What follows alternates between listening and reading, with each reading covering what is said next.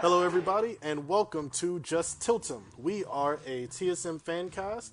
I am joined here today by Harry, Hello. and typically we're a three-man team, but our third member, Kantos, had some unforeseen stuff going on, so he'll be joining us in the following weeks, as well as the exclusive episode 0. Ooh, it was our Oh yeah. yeah, that was our test run into this. But here we are, episode 1, official. And what we're going to be doing, we're going to be discussing all things TSM. We're going to be focusing on League, of course. But everything from Smash to Hearthstone, CSGO, if that travesty ever stops being so... Maybe.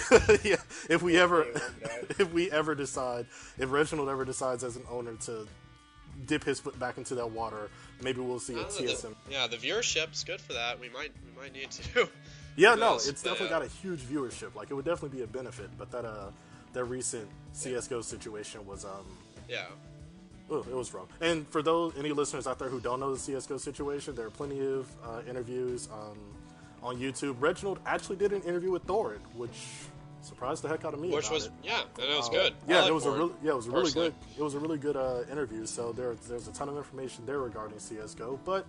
As I said, we will be focusing primarily on League and how TSM is doing this season. So, as we all know, Doublelift stepped over to the streaming life this season after the disappointing results at Worlds, which, I mean, I really just wish it would have gone differently. I wish they would have had maybe like one more game to pull it together, because it seemed like that first game I don't know. I think they could have gone very far in the tournament had they not fallen victim to the randomness of that format.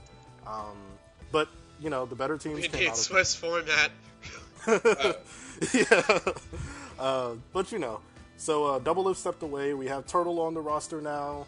So, of course, that's been raising tons of questions about Turtle as a player back on TSM, how he's going to work with Biofrost, what that means for our team's shot calling. And fortunately, now we have 2 weeks of progress to kind of sit down and evaluate what this team looks like and where we think on this particular podcast they're going to go. So, Harry, if you're ready, we'll go ahead and kind of jump into it. Okay, so, week 1 was a dumpster fire in a lot of aspects, and week 2 was like it reminded me of World's TSM a little bit, which might be a bit insulting to summer TSM, but there was a lot there were some games, like the game 1 versus Liquid blew my fucking mind how well we played, and then we went back out there, and it was like a total disaster, you know. But so week 1 we had an episode already, like all recorded, and the audio was not the best. Yeah, we'll call it questionable. We'll call it questionable. If you ever want to listen to a phone call, a 1 hour long phone call about TSM, that's the place for you. But you know, we went over that, and we had a lot of problems with their draft, a lot of problems with their macro play. We went off on like some of their builds, just made a lot of things were not going well. And then week 2, I thought most of the games they played were pretty solid. Yeah, I agree. You know, excluding that game 2 from Liquid, which I hope to God that was I think might have been their worst game they played. Unironically, like that was terrible. But yeah, the Liquid series definitely should have been a 2-0. So quickly going over week 1, they got 2-0 by Cloud9. You know, Cloud9's pretty decent, as it turns out. They might, you know, who knows, like, I'm not sure right now who can beat them, honestly. I think it's going to be a while, maybe, but, you know, that was hindsight, that was the worst loss ever. We didn't play well, but, you know, it was excusable. And we played mediocre versus Immortals. We didn't play badly, but I mean, there's definitely a lot of room for improvement.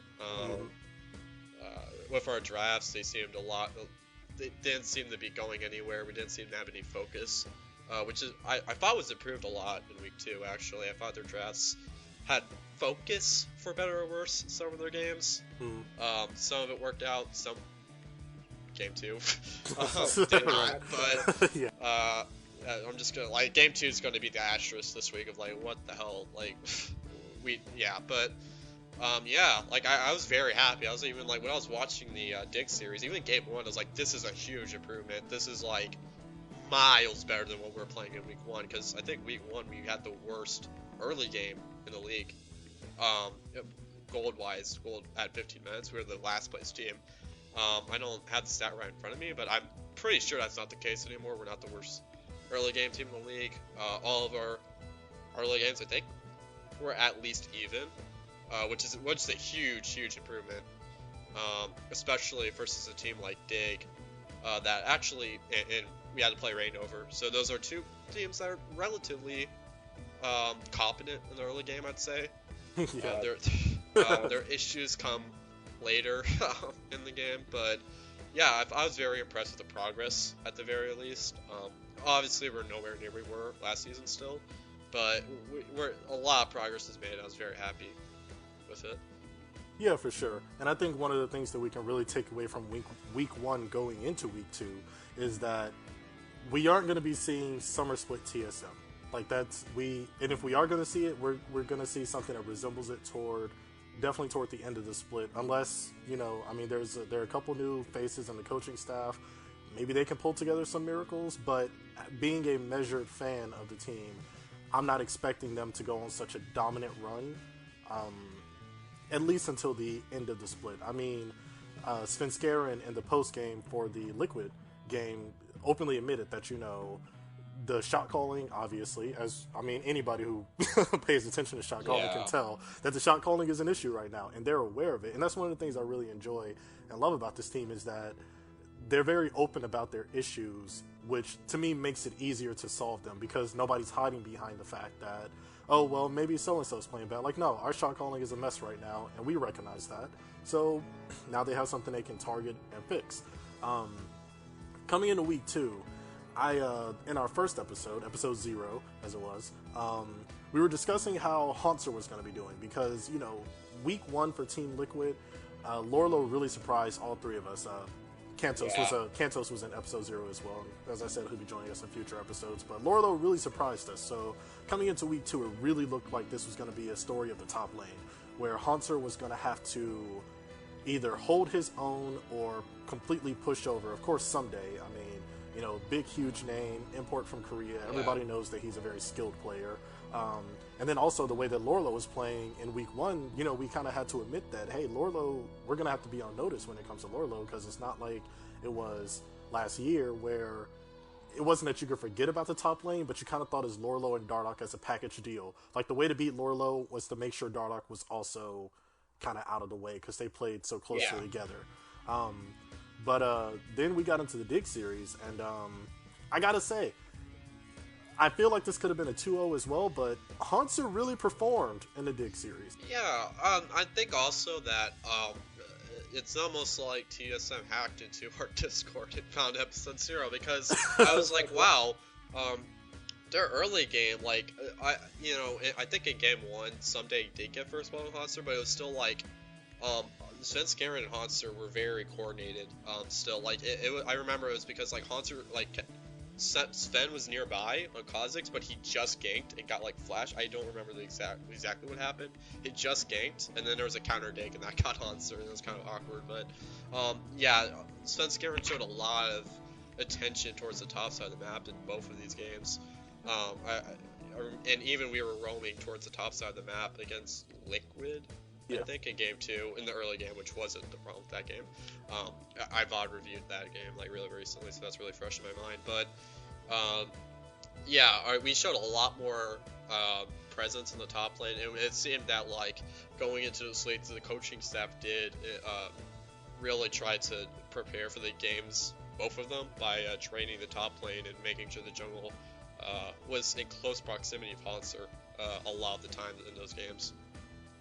Yeah, I agree. And to me, that also kind of speaks positively on the future for the team because, for the longest time, for about a season and a half, the meme of TSM was like, it's Bjergsen in the 4 wards. And, now that Turtle's back, Turtle was one of those, wards as it was or whatever the case. But I think that the Dig series really showed that Bjergsen can create his own advantages as necessary. That's not going to change. But the team can kind of dynamically shift the way that its map focus works. Because, as you said, Harry, the Dig series was very top-heavy focused, and it wasn't just like, let's make sure our top lane isn't dying. You know, Hunter was definitely helped to get ahead. I mean, game one, they lost to the Fiora split push.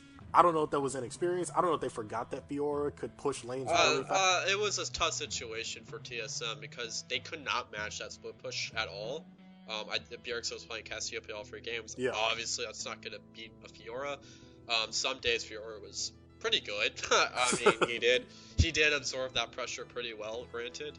But it was macro-wise, they really, I think the theme of this weekend, if you want to be TSM, play the sidelines well, which I think in their other loss, that was a very big problem. They did not show good side wave control. Right. And they really, they seem like a team, TSM, that's a bit too reliant on Baron right now, in my opinion. They seem to be going to that a bit too much. They don't seem to be like, even if they lack, you know, proper wave position, side lane, stuff like that, the setup to getting the Baron, it's a huge process of getting Baron in a pro match. And TSM seem, it's kind of their panic button. Obviously, that game was close. It was very close to the point that I think the redemption from Xpecial won them the game. Yeah. To some extent, at least from what I remember. So, it wasn't a disaster for TSM, but I would definitely say they could have played around the Fiora a lot better. And I think it starts at the draft because they picked Maokai with Fiora open for Someday, which is a bit disrespectful from TSM. And that did really hurt. That obviously was it really hurt them in the game. By 20 minutes, I think Fiora was able to 1v1 Hanser, which was a huge problem for the rest of that game. And I'm pretty sure they banned Fiora for the rest of that series, I'd assume, right? But I can give a quick check here. No, actually. Oh, okay. That's actually well. They did pick They picked Poppy, which might be a more effective coward. Well, then they picked Jace, which that didn't work at all. Yeah. NA Sally Giggle. So yeah, I don't know. I'm not sure. Maybe Poppy can deal with the Fiora much better. It seems to be a better champion than the sideline by herself. So yeah. Still, it seemed they played much better around it, or not around the sideline pressure. Game 2 it wasn't a stomp, but it was pretty one-sided and convincing. So yeah, I think, and then just again going to Liquid game 2, they played a comp that was like 5-man group around mid, and literally Liquid with double teleport 1v1 the entire game, and TSM just could not respond well at all. And it completely ruined their comp. So TSM, I think, going in, if I'm par, if I'm literally looking to find a way to effectively deal with the side lanes, while at the same time, like, being synergized, being together as a team, because I think that might have been the idea they had going to the split. Like, if you look at a lot of their team comps, they're not picking champions that are good in side lanes, actually. Like Lee Sin, Cassiopeia, Varus, none of these are split pushers, right? Really. These are champions that are high wave clear, they're going to hang around mid lane, and they're going to look for fights most of the time. And teams took advantage of that by going to the side lanes and, securing towers and just out-pressuring TSM across the map. And that was a really big weakness of, I think, TSM's macro game. I think the bright side of what TSM showed against Dig is that they can be very decisive if you let them play their game, and if you are 5v5 versus them, if you're not playing the sidelines, they do seem to be a much more decisive team. They do seem to have a much clearer voice, but when you challenge them in the sidelines, I think they do break apart a little bit. Yeah, and I agree. I think one of the things that was, you mentioned it, one of the things that I really noticed with these games was how mid-focused the team seemed, and I think that, I don't know who put the video out on YouTube, because it was, you know how YouTube does like the autoplay thing, like, hey, you're watching this, here's 7,000 other videos, and I just kind of let it run that day. But it was someone discussing how there's like a creeping complacency coming into the league scene, and it wasn't really like completely relevant to the point that I'm working towards making. But I think one of the things that I've noticed, not just with TSM, but with a lot of teams, is that it seems like a lot of teams in NA are back to that wait for them to make a mistake mentality, instead of put your foot on the gas and accelerate the game. And that's what TSM in the summer was really good at. Like, they would, yes, they'd eat you up for a mistake, but they also never stopped pressuring you no matter what. Like, you know, I distinctly remember toward the second half of the split, people were playing almost completely conservative against TSM. You know, like, lanes would be pretty much equal. If it seemed like you were getting pushed up, they would just kind of fall back. There were wards everywhere, and TSM was just like, screw it, we'll just 5-man you then. Like, whatever, you know, we'll just do something else. We'll just take Dragon, we'll take Rift Herald, we'll ward the entire top half of your jungle and murder you when you think that you can go take chickens. Like, there was a lot more proactivity from that TSM, and some of that could have been coming from Doublelift. We all know that he's a very aggressively styled player. You know, he always wants to go for the aggressive plays. I mean, he said so himself that sometimes those plays don't work out and he takes the blame for it, etc., etc.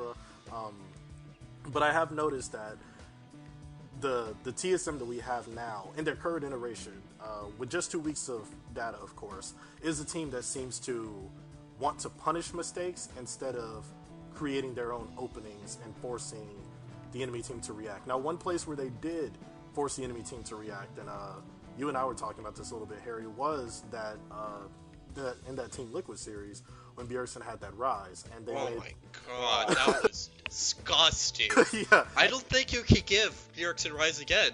That was actually like the most. I don't think any NA team is going to out macro Bjergsen's rise. Like, I'm legitimately convinced that if Bjergsen gets rise ever again, and it's even a semi-okay comp, they will win the game. Because he has such a mastery and decisiveness of that ultimate. Like, for those of you who watched The Last Shadow, or LS, or whatever he's called now. Yeah, the Korean comment. Well, now he's a commentator. You know, and you know, he's traditionally viewed as kind of a Korean, you know, he's on the Korean hype train, you know, and as most reasonable people are, to be fair.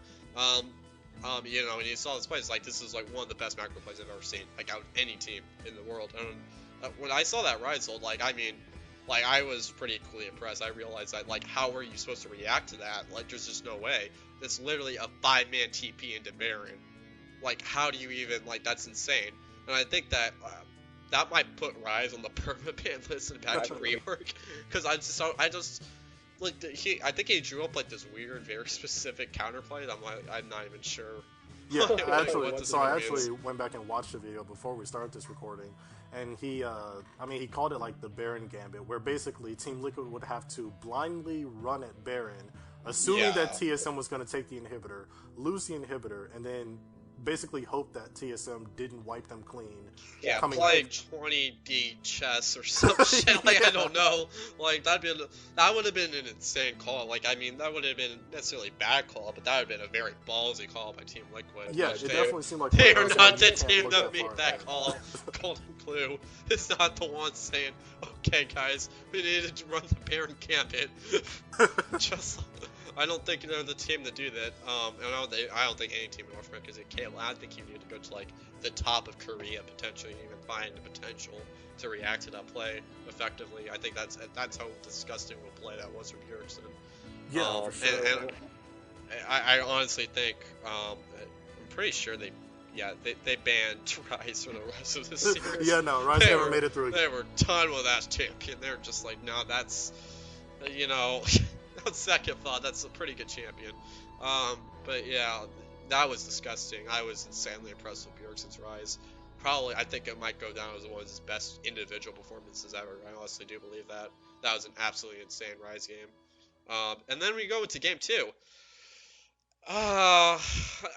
What's interesting about game 2 is this is the second time Bjergsen has made Syndra just not look like Syndra to me. Like, well, to be fair, I'll let you get back to your point. He did play Wayne really well. No, for sure. But yeah, so. Yeah, like, so one of the things that kind of stood out to me with game 2 was it seemed like another instance of, well, I don't want to discredit Team Liquid's pick ban, but I also don't want to overcredit Team Liquid's pick ban. I definitely think that Cloud9 had more of a bait and pick strategy when it came to allowing Bjergsen to pick Syndra and then counter picking with the Fizz, which was something that made Syndra in week 1 just look like a champion that people shouldn't even touch. It reminded me of when Syndra got released and everybody was like, this champion is garbage and she shouldn't be allowed in the game, until people figured out that you could press R and delete people. But I mean, Syndra into the Echo. I mean, Echo is a very mobile champion, almost ridiculously so at some points. And I think that definitely impacted the way that Bjergsen played the champion. Mm-hmm. But I also think that maybe Bjergsen's playstyle is, I don't want to say shifting, because I also don't want to discredit Bjergsen's ability to play basically every mid-champion that he gets his hands on, because I've yet to really see it. Yeah, he even pulled out the Azir. Yeah, which is what I was going to go to. I didn't even know was like a... Yeah. I didn't know Azir was back in the meta until I saw this game. And once I saw it, I was like, oh yeah, well, it is Azir. It makes sense. It's a lot of scaling mid laners in the meta. It makes sense that Azir's meta right now. But yeah, to touch on the game too, the macro. TSM, if you go back and watch this VOD, and you watch it at 2x speed, and you just look at the minimap, past 20 minutes, I'm pretty sure 90% of the time TSM is grip is 5.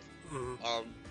Which was, like, I don't even, like, what they did is, like, okay, so we got a Varus, we got a Syndra, and we got Lulu, we got, like, none of these are side lane champions, versus an Echo, a Kha'Zix, and a freaking Poppy, okay? So we need an all-group mid lane, we have great wave clear. They never took the mid tower, the tier 1 mid tower, which makes me, like, that's a bad omen, right? Yeah. And so and then I remember they got a pick on Echo because Golden Glue had a Golden Glue moment. I don't know what he was doing. It was completely. Anyway, they got a pick and they had no ultimates. They had like one summer. I think they had like one flash, maybe, on one of their players, and they went for Baron. 4v5, and Team Liquid had like all their spells. They had Poppy ultimate, they had Ash Arrow, they had all this crap up, and it was like, oh, and they had like a lot of summoner spells up. I was like, no, and they got slaughtered. They lost to Baron, and very soon after they just lost the game, and they couldn't even win team fights, ironically enough. And multiple times, the reason why they never got the first tier 1 is because they always had to pull back because Team Liquid was pushing the side lanes, and they're like, I guess Hanser has to be, I guess Syndra has to go to the top lane. And it was just like, that team comp looked absolutely horrid. Like, it looked, it's not even a good scaling team comp, because Varus, who's going to deal with the Poppy? No one's going to kill that Poppy. Yeah, like, no, because Nautilus isn't going to do it. Nautilus is just going to slow her down. Best Lee Sin can do is kick her away. To me, that was a team comp where I think they assumed that they'd be more dominant in lane than what they ended up being. Because that's one of those team comps where, like you said, they were grouped as 5 at all times. And if you're behind and TSM has that team comp, then I think you'll have almost no chance of winning a fight. Haunter lands a hook, and that person's dead. Bjergsen lands a stun, that person's dead. Turtle, while you're running away, he just pokes you down with arrows, or you get a crazy engage from Rainover, maybe trying to jump in and get a slow or an Ash Arrow that they miss, or even... Yeah, to be fair, this is a very snowball comp. I'll give you that. This comp can snowball absolutely out of control. You can be out of control death ball, and split pushing doesn't matter. You can only hide in your base. I do get that, but it's still very risky. I don't think TSM's early game is good enough to justify it, honestly. Yeah, I don't know. I'd be more psyched about this if we traded that Lee Sin for the Kha'Zix. Because I think Kha'Zix is just an objectively better jungler right now, and then I'd be more psyched about just go all in early. But I don't know. It did not feel like that. It did just. This would have worked maybe with summer TSM, not this TSM. It's just, we're not that team. But yeah, going into game 3, this was kind of was this game a stop? I actually don't remember a lot about this game. To be perfectly honest with you, it's probably the one I went the least over. Mm-hmm. Maybe you remember it better. I remember the Azir, like, eventually just got to the point where Azir was just 1v5ing, and there was just nothing they could really do. And they just got out team fought, and we just kind of won the game. Yeah, this game was really, what stood out to me the most this game was, Svenskeren ended up only having 2 deaths, but I think they actually made one of the better uses of Rengar ults that I'm remembering off the top of my head, because he didn't like blindly jump in and kill people. Like, sometimes he popped ult and he just kind of ran in circles, and people just, of course, ran for their lives because it's a Rengar. Like, are you gonna stand still and get blown up? So I think they did a decent job of utilizing the Rengar pick, which is something that TSM of any iteration in the past cannot say. Like, I think this is one of the first times we've successfully seen Rengar with TSM over the character, and it was actually played well. Okay, I don't know. I was watching was it called PLT with the Mark Z show, and they were shitting on Sven's Ragnar. They're like, this is a good pick, but maybe like Sven hasn't played it. Maybe like because they were like saying it was a terrible pick, or not a terrible pick, but he was like playing it terribly. It was just absolutely boosted. And I'm not remembering this game well enough to confirm or deny that, to be honest. But I'm just looking at stats right now. They're not. Oh yeah, no, 125 is definitely far from impressive. Yeah, and he had 200 DPM. It doesn't look good, to be fair. But I don't know. I'm not gonna judge it till I see it, but it seems like that was not a good pick. Oh yeah, no. This was no. I don't mean this in the sense of this was like a Rainover or who was P1's jungler last? I can't think of his name from last. Inori. Yeah, Inori. This was no like Inori or Rainover style game where it's like Svenskeren was hopping on everyone's faces. I just think that from what I can recall of the few times they picked Rengar in the past, it's like they didn't understand how the champion functioned. And at the very least seemed like they had a decent idea of how he functioned this game. Svenskeren was no superstar. Like this was definitely Bjergsen's Azir show. I think Azir's gonna... I kind of don't relish the idea of Azir coming back into the meta because I think that he shapes the way that the whole map has to function a little too much. I think it's also that literally Team Liquid did ban Rise and LeBlanc, and maybe that did force him down the tier list just a little. And obviously the signature wasn't working out. I'm not sure. Did Team Liquid pick Orianna first? I'm actually not sure. I don't recall the actual pick order. I don't have it in front of me. I'm gonna assume. I find it hard to believe Azir is like TSM's like fourth pick. That's like pretty strange to me. But yeah, it makes sense. It's a scaling. It seems like to be a scaling mid laner meta. The best chips are like Cassiopeia, which by the way was open this game. I think about it. So I don't know why you just take a Cassiopeia, but I don't know. I'm not sure. Maybe it's a specifically good matchup into Orianna. I'm not sure. The issue I have with Azir is that there's so many assassins in the jungle right now that it's just it comes across as really risky and really exploitable in the early game. And Orianna is not necessarily bad laner. It seems like that should be a decent matchup for Ori. I'm not sure what the logic behind the Azir pick was. Maybe that was like a really surprise. Oh hey. Oh. We have a special guest regular in Kantos.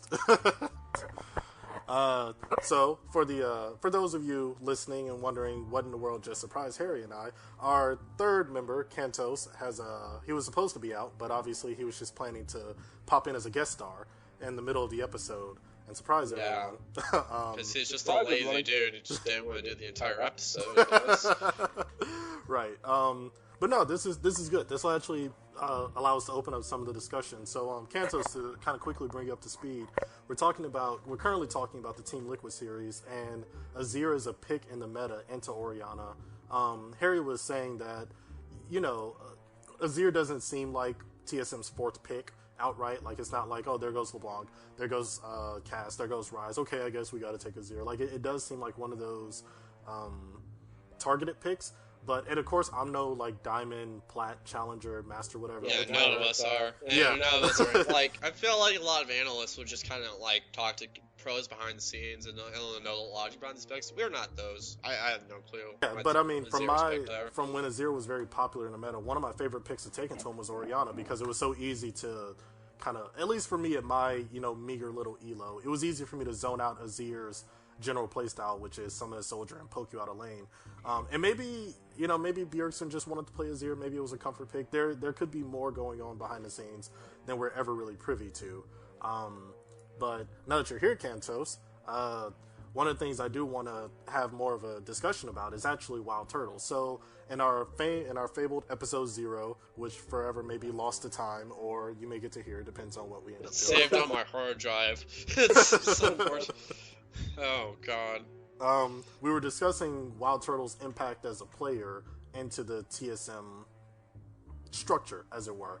So obviously we lost the shot calling of Bjergsen. Svenskeren said after the Team Liquid game that shot calling is still something they're working on. So it doesn't seem like Turtle is going to be like that person who magically steps up and he's just working on his shot calling. He's figuring it out.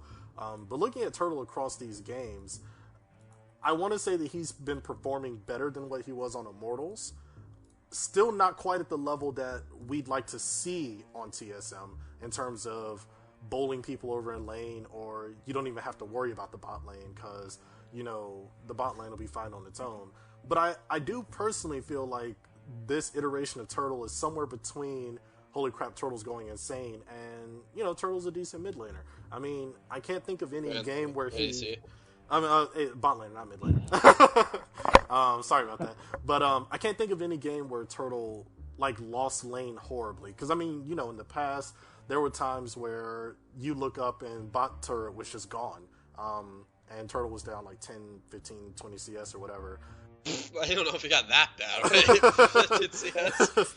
but yeah, and I think the Turtle's actually been holding his own, as it were. Now, again, to be fair, we have CLG coming up and also P1 coming up. I don't know that P1's going to be the bot lane challenge, but coming up we have Stixxay and Alpha Moon, and I think that'll be more of a challenge for our bot lane in terms of coordination, although CLG has been looking very shaky, which we'll get to a little later. But I'm curious about you guys, and since you decided to slide on through, I want to get your opinion. How are you feeling about Turtle now that we've seen 2 weeks of Turtle on this iteration of TSM?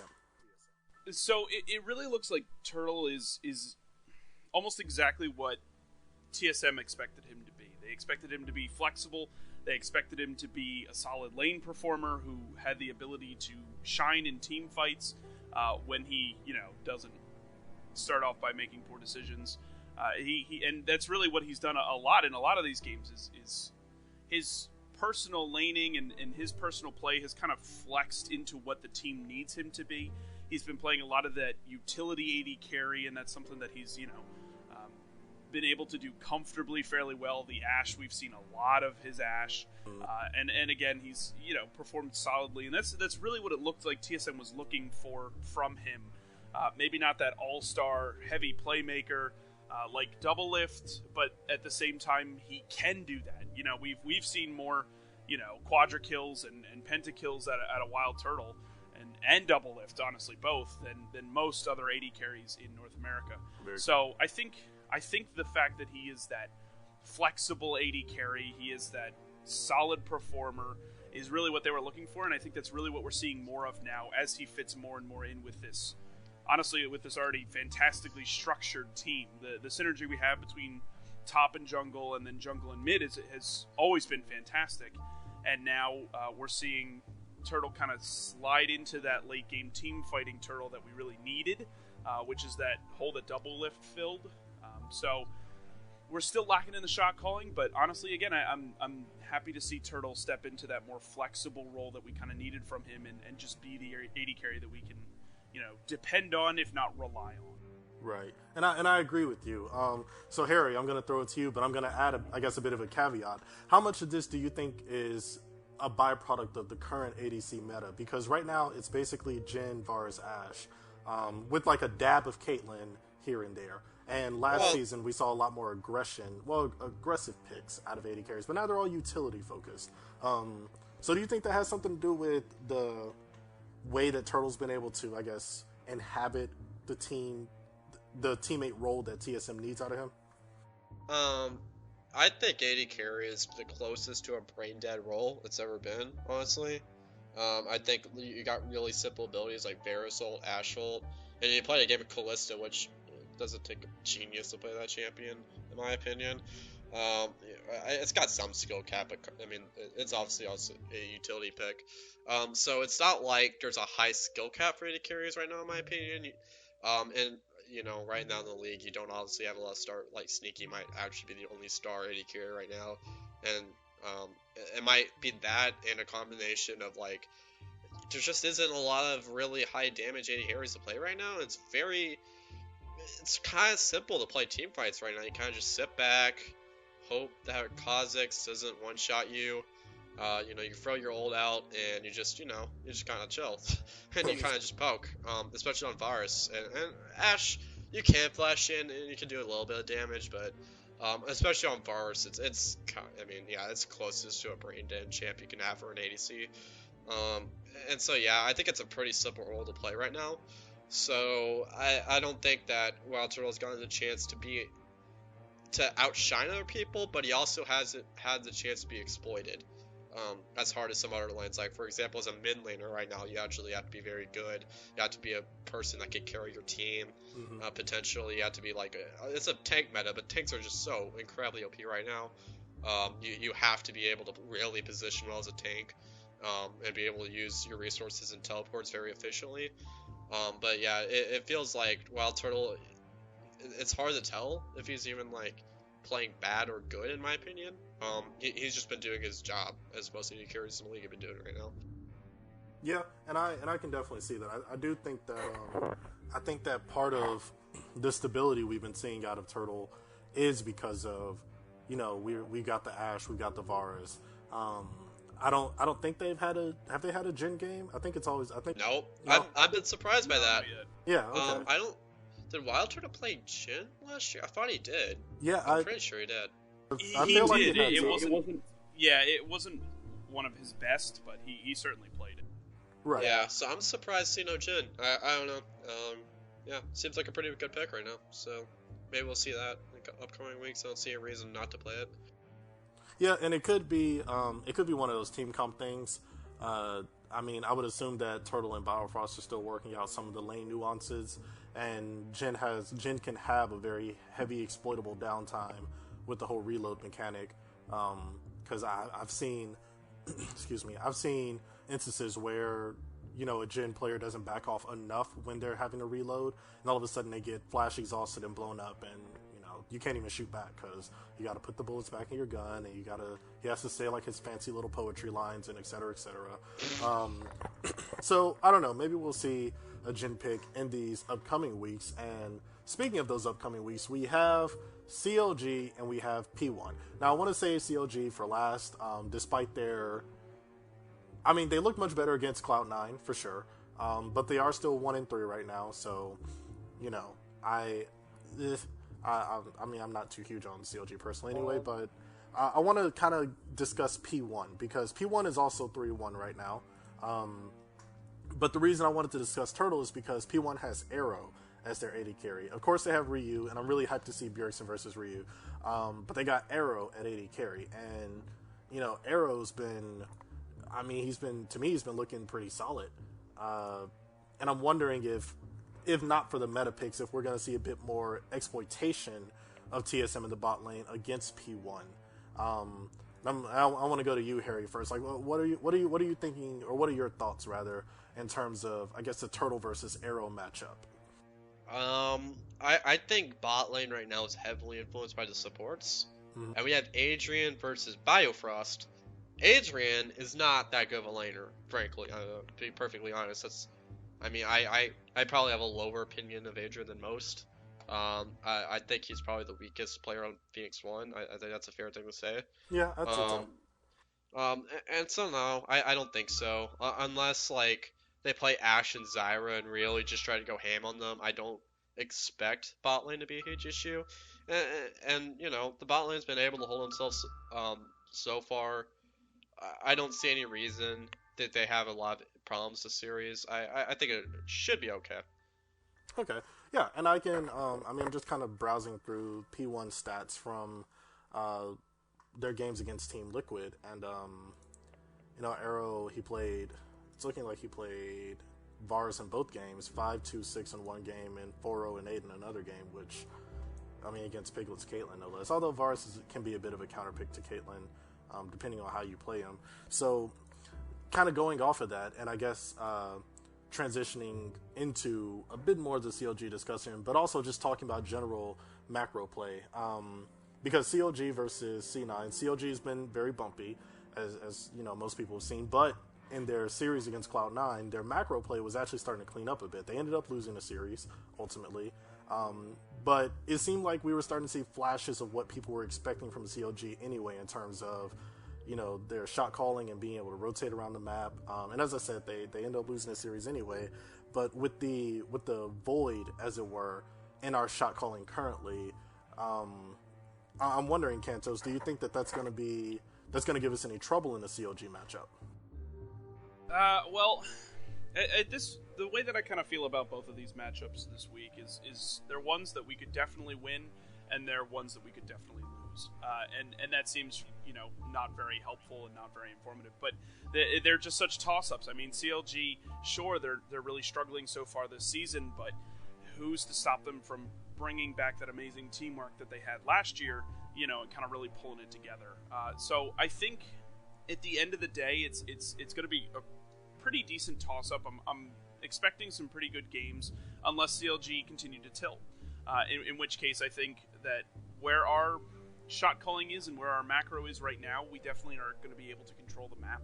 I definitely think that we're going to be able to out-rotate. I think we're definitely going to be able to kind of push our advantage if we get one.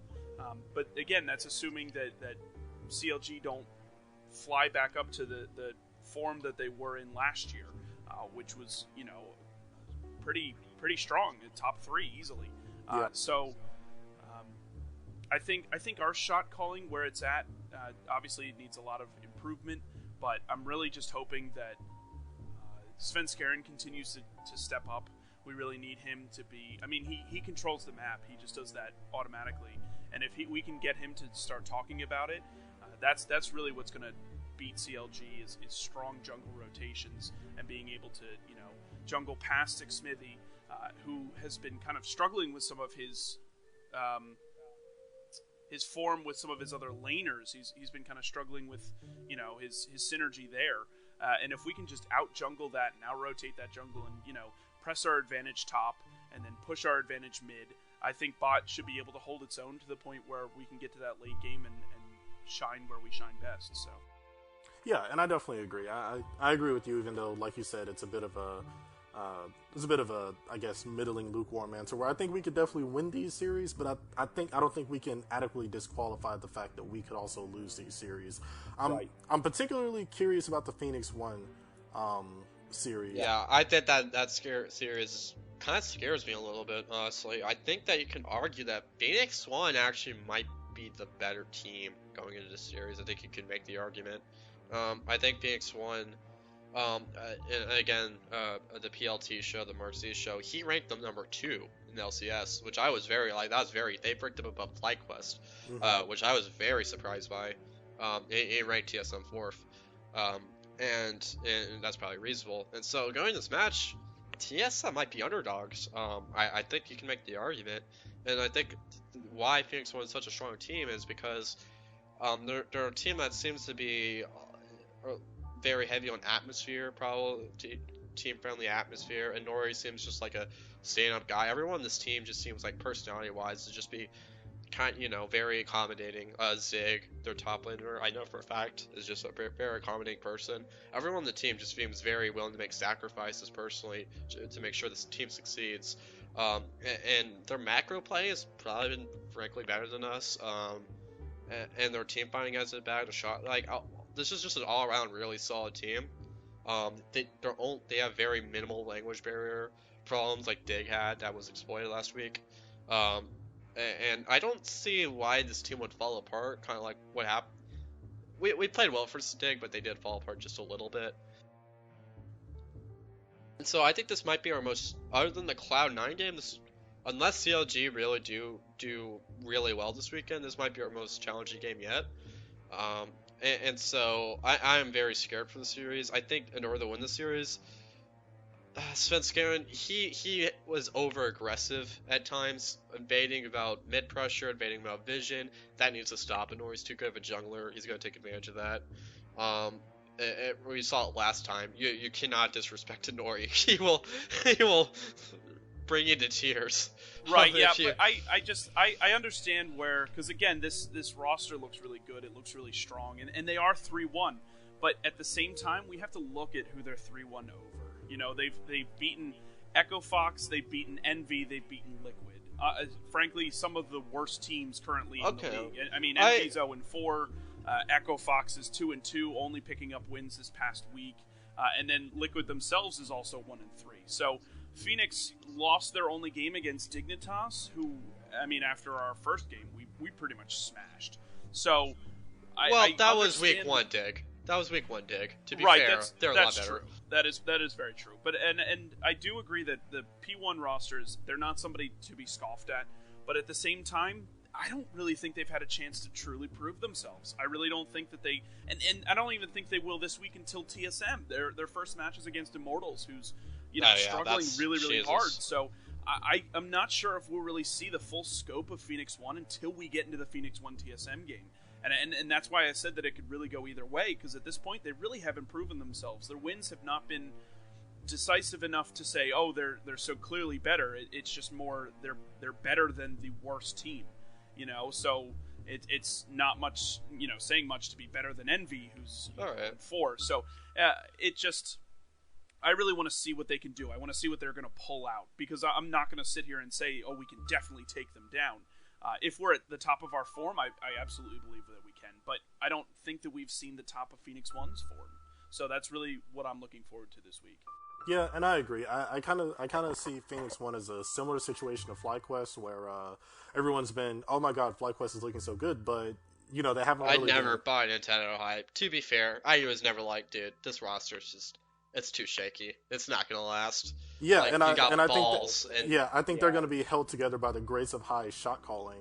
Yeah. And Alltech just being good enough to make it through, and Balls being more or less, I guess, on average / below average good enough to make it through. And Moon's been having his shining opportunities, but then... Oh yeah, Moon's blossomed like a flower. Yeah, he's definitely been going off, but I think it's kind of similar to FlyQuest, where, a lot of people were giving him a lot of hype, but then you look at who they played against, and you're like, well, let's give him some more time. And then they end up losing. They lost the series to Echo Fox. Not that Echo Fox is the worst team in the league. They're not. They're absolutely not. I don't think they are at all. No, I don't think they are at all either. I definitely don't think they're near. I don't think Echo Fox is top 4. No, I think they're a playoff team. Oh, for sure. I think Acadians. Well, if they can continue to play in their week 2 form, absolutely. If they continue to play in their week 1 form, that's not a chance. So I don't know. Their games are competitive in week 1. They lost, and they weren't to great teams, but Acadian is good enough, I think, and Froggen is just good enough. I think this team will make it to the playoffs. I'm just gonna make that prediction right now. I think Acadian is just the real deal, actually. I think he's the new Dardoch. Sorry, Dardoch. You're kind of washed. Yeah. I'm sure he'll get word of this soon, and he'll be coming after you. See you at LAN. Right. But no, I absolutely agree. I think this is one of those situations where with P1, TSM has good reason to be nervous, but we also have to look at who they've gone up against and kind of objectively say that maybe they just haven't been tested yet. And I feel like this will be similar to the FlyQuest Echo Fox game. I mean, with obviously the variables in the match, in my opinion, being higher on both sides, because I think that in a long form series, P1 would either match FlyQuest evenly or slightly edge them out. And I mean, obviously, I think that TSM would do better than Echo Fox. So I think both halves of the equation are better overall. But I think that P1 TSM is definitely going to be an interesting match. So now let's have a brief aside about COG, because it's the rivalry of the LCS. It's been a rivalry since I've been watching, since season 2. I didn't even know why we hated COG until one day I woke up. It comes down to fuck hotshot. Yeah, like it was really one of those things where it's like, I don't know why we don't like them, but whatever, it's a team thing. Then one day I was watching League and I was like, no, screw these guys. Like, yeah, it's like, how dare they? Right, it's a rivalry thing. So, we got I think they call it El Clasico in an attempt to be like football or soccer for people. We'll see. Yeah, I honestly think that I honestly think that TSM versus C9 is more of a El Clasico than TSM COG has ever really been. But nonetheless, TSM versus COG is always a hype matchup. I mean, as we said before, though, COG is looking shaky. I mean, they're in 7th place right now, 1-3. I don't want to count them out. No, you cannot count COG out. Yeah, I mean, because every time you count them out, every time you count them out, they come surging back, and all of a sudden they're the best team in the league. And how could we ever think that COG would do poorly? Yeah, right. They're counter logic gaming. Feed off of it. Yeah, they absolutely feed off of the doubt of everybody else. Yeah, for sure. But kind of looking at their performances, I mean, I've been referencing the Cloud9 game heavily because that was the one CLG series I watched from beginning to end. One of the things that stood out to me was, Darshan hasn't... I don't know if it's the meta. I don't know if it's... It might be the meta. It may be the... I mean, Darshan last split was already kind of starting to fall off to me. But, I mean, looking at his numbers, 0-4-9 on Maokai, game 1 defeat. And then their second defeat, 2-5-10 Maokai. Had a ton of CS. I mean, nearly a 50-minute... 2-5-10 isn't that bad scoreline, to be fair. Yeah, no, not for a tank. For sure not. But, I mean, it comes with the caveat that they ended up losing the game. And it was against Impact's Shin, who went 4-2-11. Well, yeah, I mean they got bodied. Yeah, literally it was by Shen taunts. Yeah, it was a bit disgusting. But it makes you wonder because coming into week 2, we were all talking about how Hauntzer is going to be kind of the linchpin of where we measure TSM's success, and I think he absolutely he stepped up, and he played his games well, he played his champions well. I think there were shaky moments, of course. I think they, as we all agree, I think they still have some things they need to work out. But, I mean, while a lot of people are looking to the bot lane where it's Turtle versus Dixie, my focus is back on the top lane and also the jungle a little bit. Smithy's always been like that super solid jungler on a very shaky team to me, where, I mean, of course everybody memed about the Sejuani thing, but I've never really seen like a performance from Smithy where it's like, what is he even thinking? I mean, occasionally, he'll be out of position, whatever, but never so much that I'm like, they should do something about Smithy. So for me, this match is going to be about the top lane and the jungle, and I think that Hauntzer and Sven showed a surprising amount of synergy in week 2, and I'm hoping that they'll carry over into week 3. So Kantos, I'm curious. I think that one of the things we'll have to really focus on is Darshan, so many similar names in this league, is Darshan slumping, and is that something that TSM can take advantage of? So I think it's kind of multifaceted. I definitely think that the meta is really not in Darshan's favor. He has always been that split pusher, that individual player. He's always been such a great duelist and such a great laner. His team fighting has always been kind of like it's been okay, but it's just never been his strong suit. So when we're talking, a meta like tanks, when we're talking, things in where his utility is more needed than his actual personal skill, I think it's a little tough. So I think the meta is kind of working against Darshan. I think on top of that, I think his team is kind of working against Darshan. Again, his strength has always been his lane. It's always been his pushing. It's always been how well he can kind of work on his own. And I just think that with his team struggling, the focus kind of has to be back on him to help everybody else, and it doesn't let him do what he needs to do. I think that he's focused really hard on helping the rest of his team catch up, on helping who he get ahead, and trying to get that bot lane teleport that he's kind of lacking where he needs to be. He's not exactly where he should be in terms of personal skill and what the team needs him for. So I think it's multifaceted. I definitely think that he's not a laner to scoff at. Laning wise, he's really, really strong, but he just doesn't end up bringing a whole lot to the table at the end of the day and in team fights, and I think that's a problem. I think that if they had a stronger mid laner or a stronger possibility to just have the jungler, focus top and get him ahead and then walk away and focus the rest of the team, it'd be fine, but they just can't afford it. Yeah, and I agree. I definitely think this is a meta that's working against Darshan's preferred style of play, which is kind of what we saw from the Fiora game that Sunday played. I think that's kind of the space that Darshan has occupied and has continued to occupy, where it's you put him on a monster champion and you let him pressure the side lanes until the other team suffocate. One of the things that I am on top of the top lane jungle matchup. One of the things I am curious about, and it's something that we touched on a bit while we were talking, Harry, is Svenskaren's aggression. Now, I'm personally a fan of aggression. I'm personally the kind of person who says, I I'd rather be over aggressive and make the mistake than just kind of sit and wait for whatever to happen. And it seems like Sven embodied that style very much so, often to his detriment. But against a jungler like Xmithy, I'm wondering, Harry, do you think that Sven Skaren is going to be a liability for TSM? Is this new playstyle, or maybe even just the meta picks that are current in the jungle? Do you think that's something that CLG is going to look to exploit? Okay. I think Sven is at his best when his team is supporting his aggression, is pushing lanes, and is letting him do his thing, right? He's like the jungle wild turtle from season 5, except of like he doesn't it. But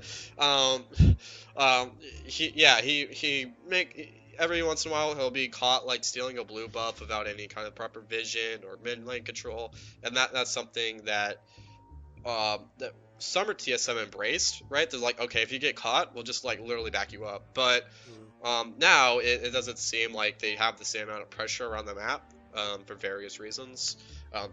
Probably like maybe in draft or just not as competent. Maybe they've lost a bit of confidence. I don't know. I'm not a psychologist. I'm not Wilden. But I think the reason why maybe Sven is struggling a bit more than last season, I think, is that his team hasn't been there to back him up. And how you exploit that CLG is, I guess you just couch him out. You have proper vision of your jungle, and I think it's pretty easy. Like I say easy, but I think it's relatively simple to catch out Sven when he's not on the same page as his team. He's kind of reckless a little by himself. And you know that was turned into a strength, and that's the beautiful thing about Summer TSM is any weakness this team might have was turned into a strength. And you know that we're not saying that this TSM. I think that's why it could be exploitable. I don't think he'll be a liability. I think it's just too damn mechanically good to be a liability. But I think that it's definitely concerning. And if a team like CLG really has their vision control together, it can get difficult. Yeah, and I agree. I'm hoping that we grow to see that style of TSM where it's like, yes, Finn's pushed up, but Bjergsen and Biofrost are here with them, so what are you going to do about it? And I'm really hoping that we can start seeing that style of TSM. I mean, as we, covered fairly extensively when it came to Bjergsen's Rise play. Oh, baby. And Bjergsen probably never getting to play that champ competitively again. There are still flickers of strategic brilliance in TSM. I mean, outside of the Rise play, I definitely saw a few instances. I'll back away from the word brilliance. I'll put the Rise play at the level of brilliance, but there's definitely flickers of great strategic competence from this league team. And I think that given more time, given more understanding of the meta, and hopefully Riot doesn't decide to, hey, so we nerfed all tanks and we also made it so, AD carries can't auto attack more. Like, unless they do something completely crazy again in the middle of the season where everybody has to adapt, I think we'll start seeing TSM begin to gain the momentum that we'd like them to have as a league team. And I mean, as always, I'm looking for TSM to keep the tradition of we make it to the finals. I think it's going to be a TSM C9 finals, and I'm hoping that I hope it goes to game 5 because I like seeing league games, but it'd be nice if at that point TSM is competent enough that they just like either it's a blitz one way or it's super close and they're horns locked, they're going at it. But I think that'd be very cool. Yeah, but I think we have that potential. So since Kantos popped in very quickly, I'm going to give him a chance to introduce himself since this is technically episode 1. And then after that, we're going to have a quick discussion about Hearthstone, and we'll go ahead and wrap it up. So, Kantos, you want to tell the people who you are? Thank you for that. Again, I do apologize for kind of popping in late. So, my name is Keith. I go by Kantos. I've been an esports enthusiast for quite some time. Been a TSM fan since about Season 2. I really enjoy League as my favorite, but I kind of expanded all of my esports out a little bit, so you may probably hear me talk about some Vainglory. We might talk about some Super Smash Brothers when it's relevant, and a couple of these other things because I've kind of cast my net pretty wide out there. But I'm super excited to be here, super excited to support TSM and talk about League, which of course is my favorite of all of the esports. So yeah, thanks for that. No problem. All right, so Very quickly. In episode 0, the Phantom episode, we covered Smash Bros. Beautiful match, Genesis 4, Leffen, Mango. Dear God, it was amazing. Wonderful. We don't really have a ton of time to cover it. Basically, we have no time at all. And just Leffen versus Mango, Genesis 4. Just put that in YouTube, and if you're not a Smash Bros. Fan, you'll see why so many people still love Melee after all these years. It was an amazing match. Yeah, you will be after that. It was insane. Yeah. Also, Genesis. Also at Genesis 4, we have TSM 0, who took 3rd place, or was it 4th place? 3rd or 4th. I'm blanking on which placing it was. Either way, we had TSM 0 at Genesis 4. He took 4th. Sorry. He had an amazing run through losers bracket. Another great Smash Bros. Game was 0 versus Void. Yeah, Void and 0. Another great game. Definitely something that people should check out, not just because you're a TSM fan, but just, to support games outside of League of Legends and really help to grow the esports scene.